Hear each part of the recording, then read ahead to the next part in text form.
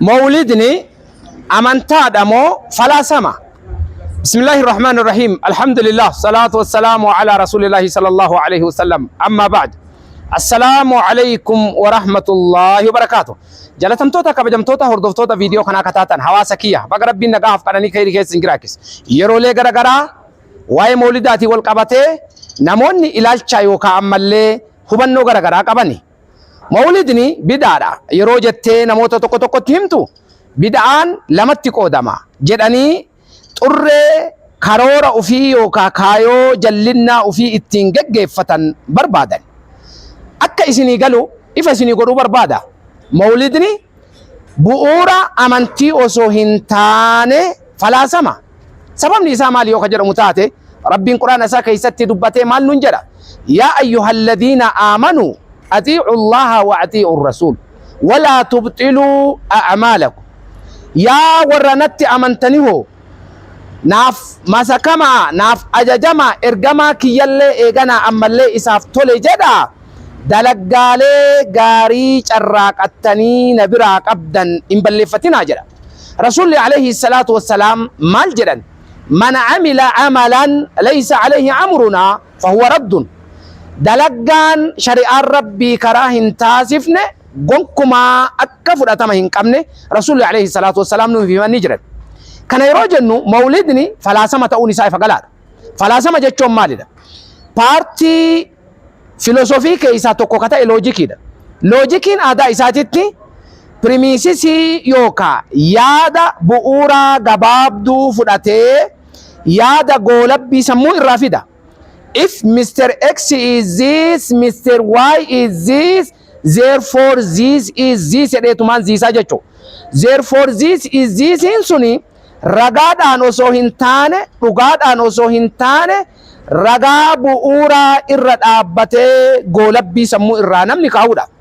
Yeroolee garagaraa namoonni waan bu'uura amantii hin taane akka waan amantii fakkeessanii addunyaatti dhiyeessan. Mawlida tokkoffaa Rasuulli alayhi salaatu wassalaam dalagaa jedhanii itti nama ajajne. Kanaafuu falaasama.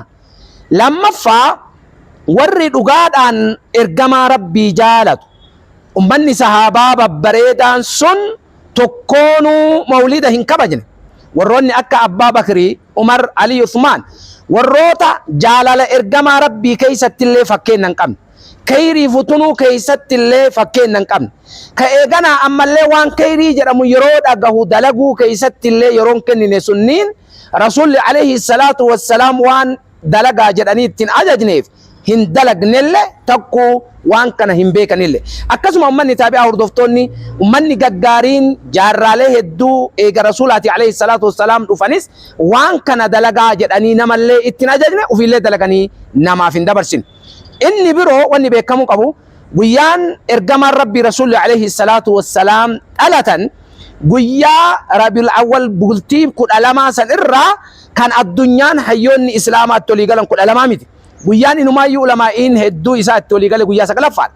Garuu guyyaan ulamaa'iin akka eeganaa ammallee islaamaa irratti waliin mormine kami jennaan guyyaa ergamaan Rabbii Rasuulli alayhi salaatu wassalaam jiruu duniyaa tanarraa gara rahmata Rabbiititti godaanan guyyaa du'a isaaniiti.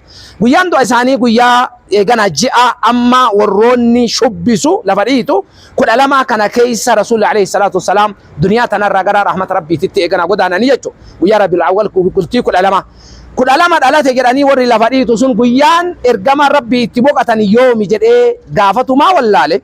Kanaafuu warri lafa dhiitaa jiru warri shubbisaa jiru sila dhalata ergamaa Rabbiitiif immoo duniyaa irraa godaanuu ergamaa Rabbiitiif gammade laata. San warrootaaf deebii dhiifna. Inni biroo eeganaa mawlida kan eegales kan dalageessi Rasuulli alayhi salaatu wassalaam hin dalanne manni sahaabaa babbareedan sunillee taabi'aa akkasuma ammallee taabi'a warrootiin booda san jiranillee hin dalanne warri lafaa kaasee waan kana raawwate eenyu jennaan ummata shi'aatii jechuun. Kanaafuu namni mawlida kabajaa jiru karaa ummata shi'aa sanirra deemeeti malee jaalalli ergamaa Rabbii ta'uu agarsiisuuf miti. Falaasama yeroo jennu waan bu'uuraa tokko qabatanii waan shari'aan Rabbii karaa hin taasifne sammuu irraa oomishutu filoosofii jedhamaa jechuudha. Kanaafuu warroonni mawlida kabajaa jirtani waan shari'aan Rabbii karaa taasisee miti wanni isin dalagaa jirtan filoosofiidha.